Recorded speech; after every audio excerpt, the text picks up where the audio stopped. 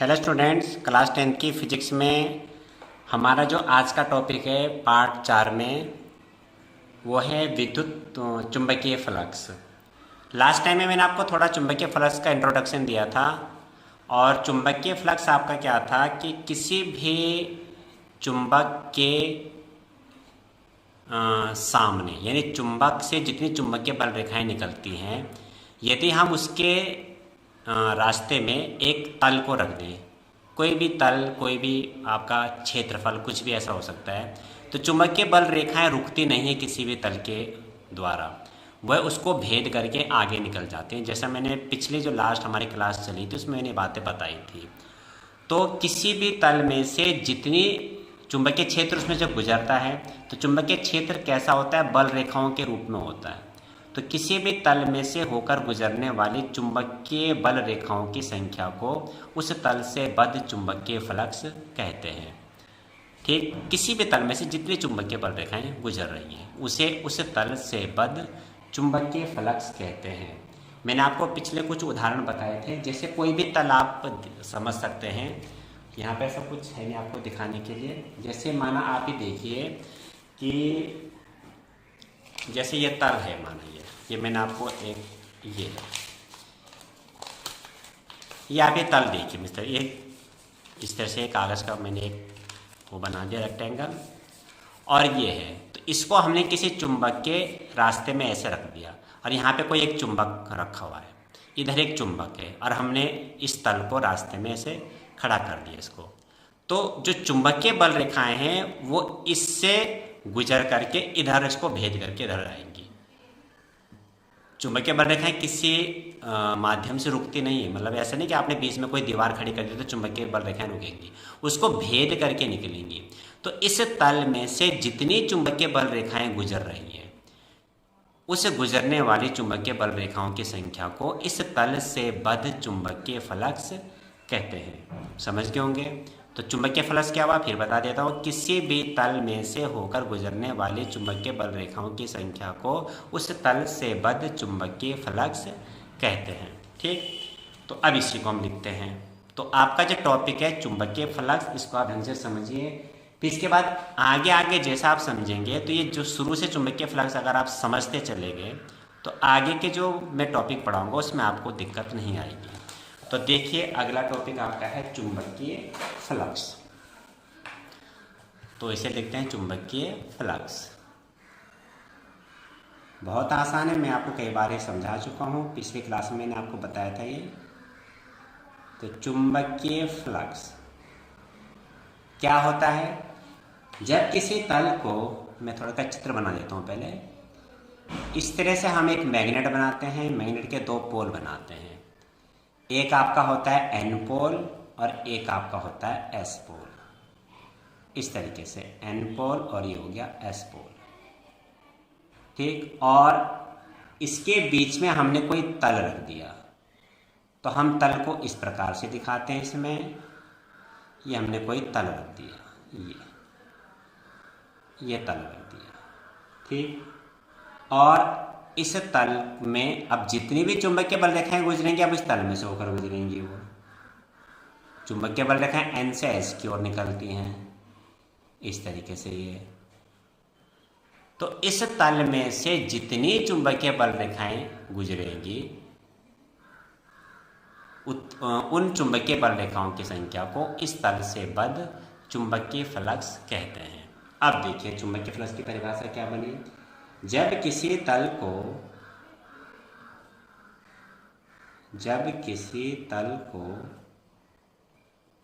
किसी चुंबकीय फ्लक्स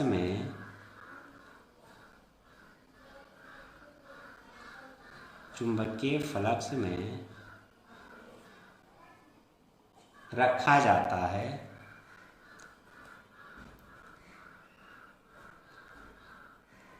तो उस तल में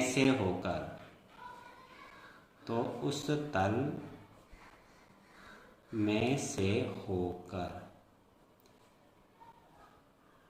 चुंबकीय बल रेखाएं गुजरती हैं, चुंबकीय बल रेखाएं गुजरती हैं। इस प्रकार किसी तल में से, इस प्रकार किसी तल में से, बहुत आसान है, सिंपल से आप ऐसे भी याद कर सकते हैं कि किसी भी तल में से जितनी चुंबकीय बल रेखाएं गुजरती हैं उसे उस तल का चुंबकीय फ्लक्स कहते हैं। अब किसी भी तल में से चुंबकीय बल रेखाएं गुजरेंगी कब? जब आप उसे किसी चुंबकीय क्षेत्र में रखेंगे तभी तो गुजरेंगी, यानी उस तल को आपको किसी चुंबकीय क्षेत्र में रखना पड़ेगा। तो जब किसी चुंबकीय क्षेत्र में आप उस तल को रखेंगे तो उसमें से चुंबकीय बल रेखाएं गुजरेंगी, तो वही क्या कहलाएंगे? जितनी चुंबकीय बल रेखाएं गुजर रही हैं उस तल में से होकर उसे उस तल से बद्ध चुंबकीय फ्लक्स कहते हैं। ठीक, तो इस प्रकार किसी तल में से होकर गुजरने वाली, से होकर गुजरने वाली चुंबकीय बल रेखाओं की, चुंबकीय बल रेखाओं की संख्या को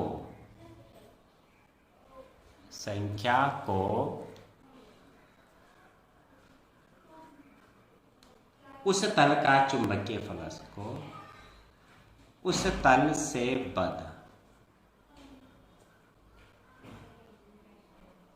ऐसे भी बद्ध में ना बंधा हुआ, उस तल से बद्ध चुंबकीय फ्लक्स कहते हैं, चुंबकीय फ्लक्स कहते हैं। आगे जो हम फैराडे के प्रायोगिक प्रदर्शन में एक प्रैक्टिकल करेंगे तो ये स्टार्टिंग से आपको समझना बहुत जरूरी है, जितना मैं आप आज से समझा रहे हैं। चुंबकीय फ्लक्स, फिर चुंबकीय फ्लक्स में परिवर्तन कैसे होता है, परिवर्तन होता है तो उसमें क्या होता है, तो ये कोई ज़्यादा मुश्किल नहीं, पर अब स्टार्टिंग से को आप बिल्कुल इसको रिवाइज करना, इसको समझते चलना बिल्कुल आप। ठीक, चुंबकीय फ्लक्स कहते हैं। तो क्या कहा? किसी भी तल को जब किसी चुंबकीय क्षेत्र में रखा जाता है तो उस तल में से होकर जो चुंबकीय बल रेखाएं गुजरती हैं उन चुंबकीय बल रेखाओं की संख्या को उस तल का, आप ऐसे भी कह सकते हैं, उस तल का चुंबकीय फ्लक्स कहते हैं, या उस तल से बद्ध चुंबकीय फ्लक्स कहते हैं। ठीक है, ये हो गया। इसको हम फाई से दर्शाते हैं। चुंबकीय फ्लक्स को किससे दर्शाते हैं? एक अक्षर आपका फाई, तो इसे फाई, इसको ऐसे बनाते हैं, 0 पी से कट लगा देते हैं, से प्रदर्शित करते हैं, प्रदर्शित करते हैं। ठीक, अब इसका एक छोटा सा फॉर्मूला भी है। यदि किसी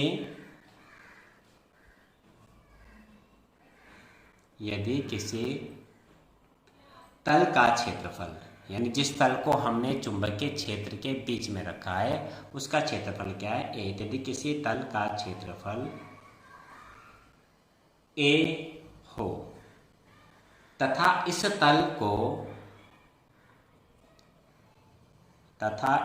तल को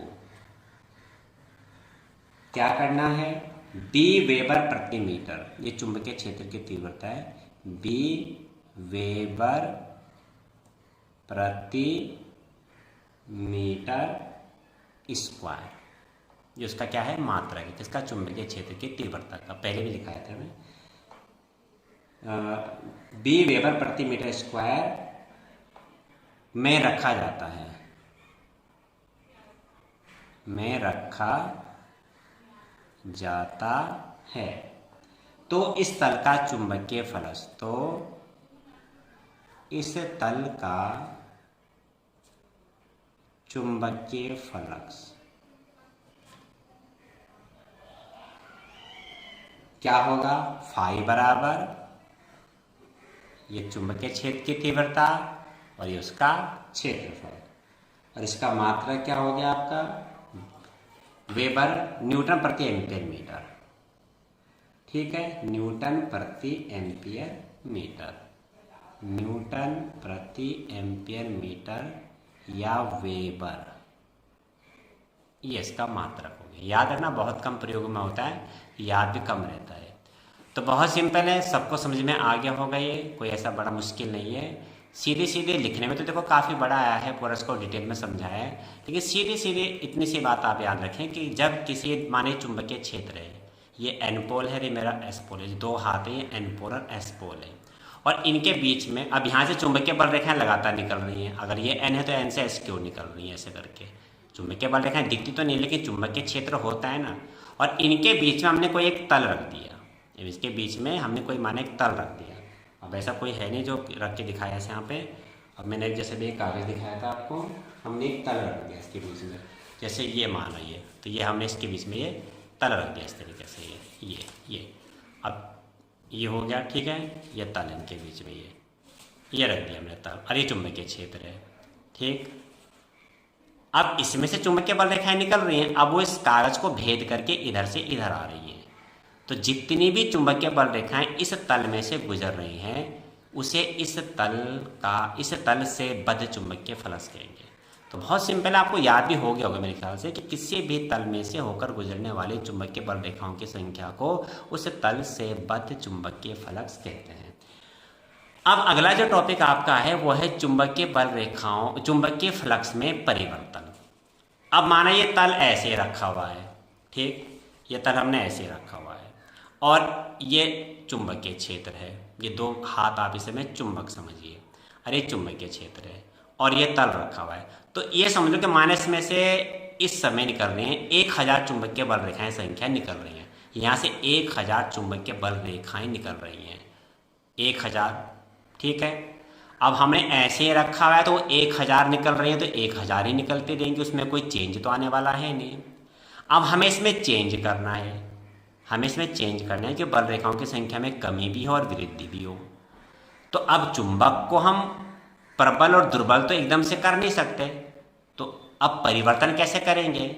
तो उसके लिए हम क्या करेंगे, इस तल को हम घुमाना शुरू करेंगे। तो अभी ये बिल्कुल तल के लंबवत है, तो इसमें से मैक्सिमम यानी जितनी अधिकतम बल रेखाएं गुजर सकती हैं वो गुजरेंगी। अब हमने इसको क्या करा, इसको घुमाना शुरू कर दिया ऐसे करके, ये ऐसे करके। तो अब जो चुंबकीय बल रेखाएं गुजर रही हैं वो धीरे धीरे कम हो रही हैं, क्योंकि जो तल है वो धीरे धीरे चुंबकीय क्षेत्र के समांतर आ रहा है। और जैसे जैसे हम इसको ऐसे कर रहे हैं ये और कम हो रहा है, ये और कम हो रहा है, और एक स्थिति ऐसी आएगी कि जो पूरा तल है ये तल चुंबकीय क्षेत्र के बिल्कुल समांतर हो जाएगा, और ये तल बिल्कुल ऐसा हो जाएगा जैसे कागज आप देख ही रहे हैं। तो बल रेखाएं कुछ इधर से गुजरेंगी, कुछ इधर से गुजरेंगी, इसमें से तो मुश्किल से एक बहुत नगण्य नाम मात्र की गुजरेंगी। यानी जब हम इसको घुमाना शुरू करते हैं इस तरीके से, तो चुंबकीय बल रेखाओं की संख्या में कमी हो रही है। तो हमें कमी करनी है या वृद्धि करनी है, कुल मिला के हमें परिवर्तन करना है। तो परिवर्तन का मतलब कमी भी हो सकता है और वृद्धि भी हो सकता है। तो अब हम इसको घुमाना शुरू कर रहे हैं, तो जब इसको घुमाना शुरू करेंगे तो क्या होगा, इसमें से गुजरने वाली चुंबकीय बल रेखाओं की संख्या में क्या होगा, परिवर्तन होगा। परिवर्तन में जब आप इसे 90 पूरा घुमा देंगे तो ये क्या हो गया, 0 हो गया। अब हम फिर से दूसरा राउंड लगा रहे हैं 90 से 180 के लिए। तो अब चुंबकीय बल रेखाओं की संख्या में वृद्धि हो रही है, वृद्धि होती गई होती गई होती गई होती गई होती गई, और अब ये बिल्कुल 90 पे आ गया। अब ये 90 पे आ गया, अब अधिकतम बल रेखाएं संख्या गुजर रही हैं, ठीक। फिर अगला राउंड लगाया, अब चुंबकीय बल रेखाओं की संख्या में कमी होनी शुरू होगी। अब कमी होनी शुरू होगी तो इस तरीके से ये कमी हो रही है, ये कमी होनी शुरू होगी, ठीक। ये हो गया इस तरीके से। इस तरह से हम इसे फटाफट घुमा रहे हैं, जितनी तेज़ी से हम इसे घुमाएंगे तो चुंबकीय फ्लक्स में परिवर्तन हो रहा है। तो इसे कहते हैं चुंबकीय फ्लक्स में परिवर्तन। तो क्या कहा मैंने आपको कि जब तक हम इस तल को घुमाएंगे नहीं। अब चुंबकीय फ्लक्स में परिवर्तन करने के दो तरीके हैं आपके पास, या तो आप इस तल को घुमाएं तो चुंबकीय बल रेखाओं की संख्या में कमी होगी, आधे राउंड में कमी होगी, फिर आधे राउंड में वृद्धि होगी, फिर आधे राउंड में कमी होगी, फिर आधे राउंड में वृद्धि होगी। तो कमी, फिर वृद्धि, फिर कमी, फिर वृद्धि। तो इस कमी और वृद्धि को ही तो परिवर्तन बोलते हैं। तो इस तरीके से चुंबकीय फ्लक्स में क्या होता रहेगा, परिवर्तन होता रहेगा, और हमें परिवर्तन ही करना है। तो चुंबकीय फ्लक्स में परिवर्तन करने के आपके पास दो तरीके हैं। दो तरीके क्या हैं, एक तरीका तो ये है कि आप चुंबक को ही घुमाना शुरू कीजिए, लेकिन चुंबक को घुमाना इतना संभव नहीं है, क्योंकि चुंबक इतने आगे चल करके जो बड़े बड़े आपके पावर हाउस होते हैं वहाँ पे चुंबक इतने हैवी होते हैं कि उनको घुमाना संभव नहीं होता, तो उनके बीच में जो कुंडली को रखा जाता है, कुंडली को ही घुमाया जाता है। कुल मिला के हमें चुंबकीय फ्लक्स में परिवर्तन करना है। परिवर्तन मतलब समझ गए, इसीलिए पहले मैंने आपको चुंबकीय फ्लक्स क्लियर किया है। चुंबकीय फ्लक्स क्या है? किसी भी तल में से होकर गुजरने वाली जितनी चुंबकीय बल रेखाएं उसमें से गुजरती हैं, उन चुंबकीय बल रेखाओं की संख्या को उस तल से बद्ध या उस तल का चुंबकीय फ्लक्स कहते हैं। और आज मैंने क्या बताया कि जब इसमें से चुंबकीय बल रेखाएं गुजर रही हैं तो ये इसका चुंबकीय फ्लक्स हो गया। अब हमें चुंबकीय फ्लक्स में परिवर्तन करना है, और परिवर्तन करने के लिए हमें इसे घुमाना पड़ेगा। जैसे घुमाएंगे तो परिवर्तन अपने आप ही होना शुरू हो जाएगा, तो इसे कहते हैं चुंबकीय फ्लक्स में परिवर्तन। ठीक, अब ये लिखेंगे इसको हम। तो जो मैंने समझाया बहुत छोटी सी बात है, बस आप लोगों को कुछ नया टॉपिक लग रहा होगा तो थोड़ा टाइम लग रहा है समझने में, लेकिन ऐसे इतना खास कठिन नहीं है। तो अब देखिए आप, चुंबकीय फ्लक्स में परिवर्तन।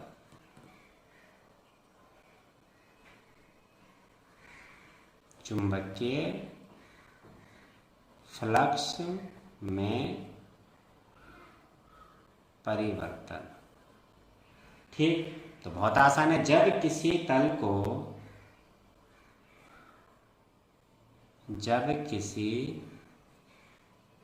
को किसी चुंबकीय क्षेत्र में रखकर, किसी चुंबकीय क्षेत्र में रखकर घुमाया जाता है,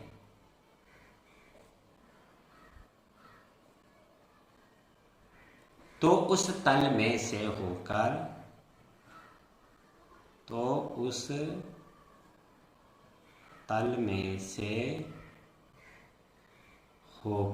गुजरने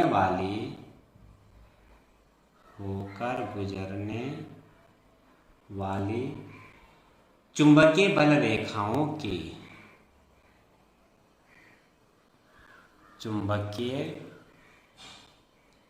बल रेखाओं की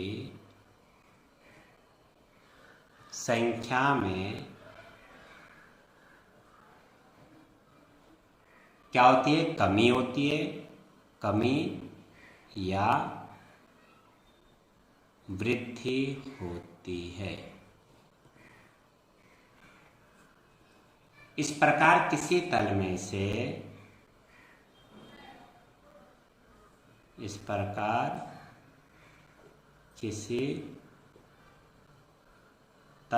से होकर गुजरने वाली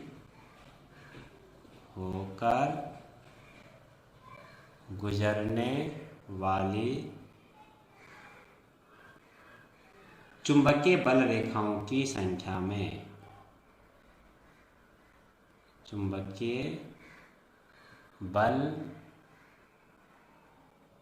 रेखाओं की संख्या में कमी या वृद्धि का होना। देखो, परिवर्तन का मतलब चेंज करना है।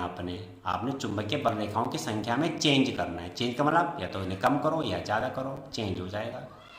तो संख्या में कमी या वृद्धि का होना, कमी या वृद्धि का होना चुंबकीय फ्लक्स में उस तल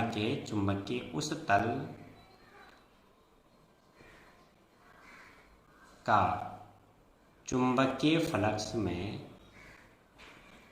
चुंबकीय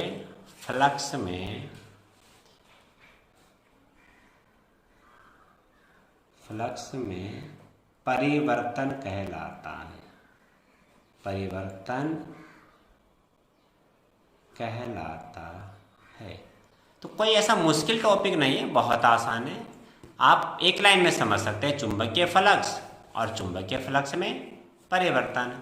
भाई, जब कोई तल को किसी चुंबकीय क्षेत्र में आप रखते हैं तो उस तल में से चुंबकीय बल रेखाएं गुजरती हैं। तो जिस तल में से जितनी चुंबकीय बल रेखाएं गुजरती हैं उसे उस तल का चुंबकीय फ्लक्स कहते हैं। अब ये तल खाली आपने स्थिर रखा हुआ है, तो जितनी बल रेखाएं गुजर रही हैं उतनी तो गुजर रही हैं, उससे ज़्यादा तो नहीं होंगी ना कम होंगी। माना 1000 गुजर रही हैं तो 1000 ही बल रेखाएं गुजरती रहेंगी। जितनी देर तक व्यवहार रखेंगे 1000 ही गुजरती रहेंगी, तो 1000 चुंबकीय फ्लक्स ही होगा इसका। अब परिवर्तन आपने करना है तो कुछ इसमें मूवमेंट तो करनी पड़ेगी। तो परिवर्तन के लिए क्या करेंगे, या तो आप चुंबक को हिलाइए, दोनों चुंबक को आप मूव कराइए। लेकिन दोनों चुंबक को मूव कराना असंभव है, यानी बहुत मुश्किल है।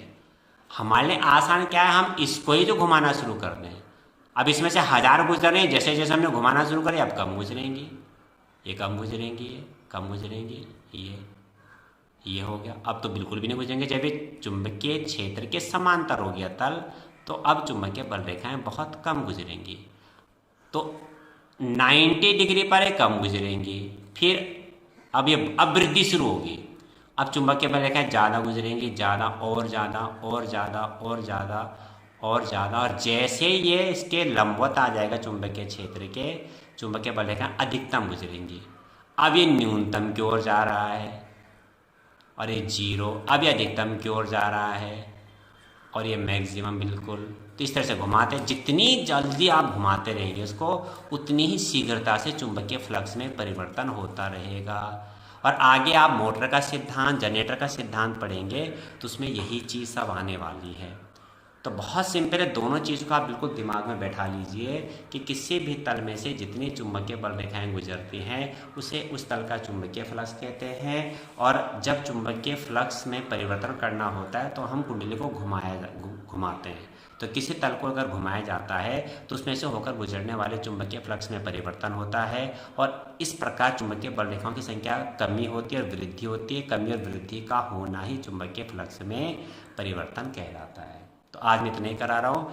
कल बहुत अच्छा टॉपिक इसका शुरू होगा, फैराडे के विद्युत चुंबकीय प्रेरण के प्रायोगिक प्रदर्शन। बहुत अच्छा टॉपिक है, इसको मिस मत करना। इसके बाद आगे तभी आप फैराडे का विद्युत चुंबकीय प्रेरण का सिद्धांत समझेंगे, लेंज का नियम समझेंगे, जनरेटर का सिद्धांत समझेंगे, सब इसी पर आधारित है। यहाँ से स्टार्ट हो चुका है, सब आपको क्लियर होगा, तभी आपको याद करने में भी आसानी होगी। तो ठीक है, कल फिर मिलते हैं लाइव क्लास में। कल तक के लिए आप सभी को शुभकामनाएं। इसका पुनः अभ्यास अवश्य करना, इसके अच्छे नोट्स बनाना और सभी विषय पे ध्यान देना। मैं फिर कह रहा हूँ, खाली ये नहीं कि आप मैथ और साइंस ही किए जा रहे हैं। हर विषय को आप ईमानदारी से पढ़ें और कम से कम 6 या 7 घंटे का अपना एक शेड्यूल बनाएं, कितना घंटे हमने पढ़ना है प्रतिदिन। ठीक है, कल फिर मिलते हैं लाइव क्लास में।